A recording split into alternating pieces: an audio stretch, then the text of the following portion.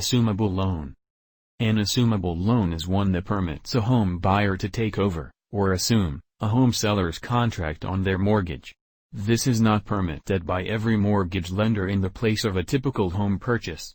Loans that do not have due-on-sale clauses, such as the majority of VA and FHA types of mortgages, can usually be assumed and are considered to be assumable loans. Assumable home loans work in the following manner. A current homeowner will simply transfer over his or her mortgage contract and obligations to a purchaser who is qualified to take over.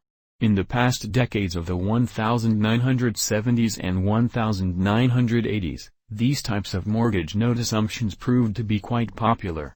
Back then, they could be done without even having to obtain the mortgage lender's authorization. These days, the only types of mortgages that may be assumable loans without needing a lender's actual permission are those that are made by the FHA or VA. Assumable loans provide opportunities for both buyers and sellers. It is often the case that a home buyer will not be able to secure a better rate for a new mortgage than that provided by an already existing mortgage. This could result from the negative credit history of the buyer in case time or the conditions existing in the marketplace at the time.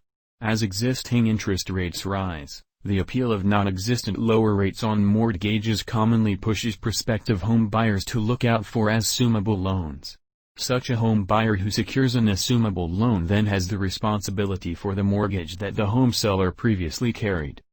The existing rates of the mortgage carry over for the buyer as if the person had made the original contract themselves.